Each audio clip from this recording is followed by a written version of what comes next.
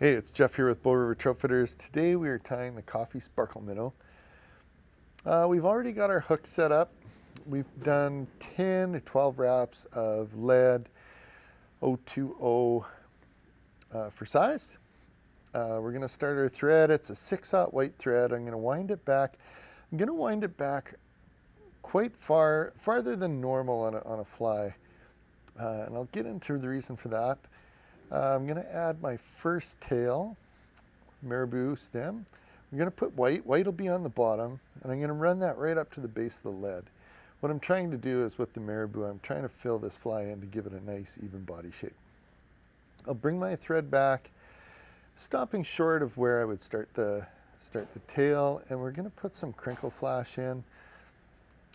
This is Tyre's choice for color, but tie that in and get a few wraps, adjust it for length. Then I'm going to roll it over to the opposite side and just make sure it runs down the center of the fly, just like a center line. Finish tying that in, come back to where I start my tail and trim those just to the end of the marabou. Next I'm going to add the second marabou for the tail. This is a dark brown, kind of a reddish brown. We'll make it the same length as the white plume, and then we'll tie that in and we'll wind that up the opposite side of the fly. Again, trying to make the body of the fly as even as possible. Here we're going to use a dubbing loop tool. We're going to create a dubbing loop and use it for the end of the fly to do the belly of the fly. So we'll lock it in. It doesn't have to be very long. We're not looking for a lot of length here, and there's not a lot of material, but we'll get it started tied in and we'll just put it into the material clip for after. We're going to create a second dubbing loop. This one will have the copper and gold. Today we're using copper and gold ice dub. Probably 90% copper, just a little bit of gold in it just for flash. And I'll create that and I'll form it into a shape and then stick it into the dubbing loop. I want this to be fairly picky and nice and long, so I'll make sure it's even. I'll brush it out as best I can, and then I'll start to wind this forward. Every wind I'm going to preen those fibers back, make sure they're all flowing back.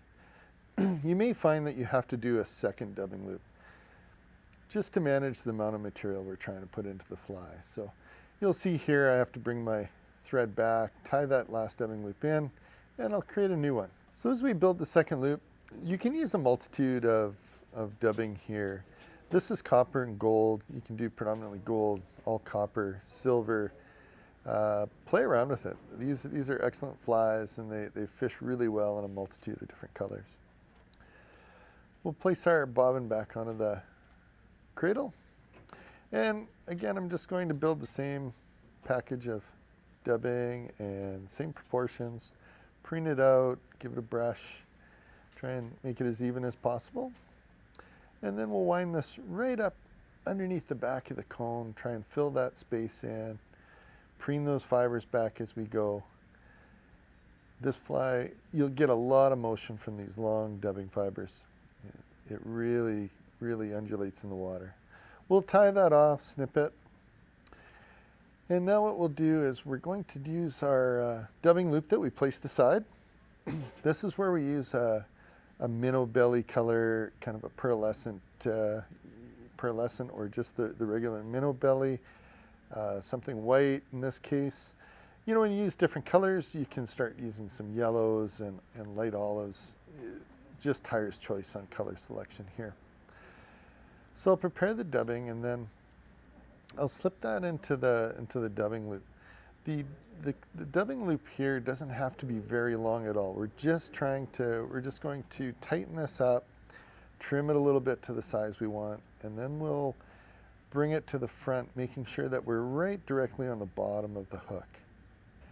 Really try and push it up as tightly as possible to the hook. Pull the other fibers up out of the way, kind of brush them up towards the top so that this sits as tightly to the hook shank as possible. We'll get a really tight twist on this and trim it like I said, and then pull it tight, and we'll capture it with our thread just behind the cone. We'll tie this off, trim it. Now what I might do is I might just twist stub a little bit of the copper ice stub just to fill in behind the cone, just so that it sits nice and tight against the eye of the hook. Again, once we brush this fly out, we're going to preen those fibers back, capture them, and we're going to trim this fly just a little bit, just to give a shape that we're looking for. Here we'll tie it off with a couple of whip finishes, making sure that it's good and tight. We'll trim that, and then we'll brush our fly out. As we brush this back, we're trying to make sure that we really expose that pearlescent body on the bottom, making sure that we're trying to pull all those fibers out as uniform as we can, nice and bulky on the fly. Now what we'll do is, once we've got all this lined out and brushed out, we'll trim it just a little bit on the back, just to make sure that it doesn't extend too far into the tail. And then we're going to take a big fat magic marker, typically black, and we're going to add a black strip down the back of the fly. This just gives us a little more color contrast and really adds to the look of the fly on the water. So make sure you have a good coat. This is just a regular felt marker that you can buy from Michael's, anywhere else. And we'll put a nice black streak in there. This fly fishes really good as a lead streamer, another streamer in behind it. Look for all these materials at BowRiverTroutFitters.com or come into the shop. We'd like to see you. Thanks a lot.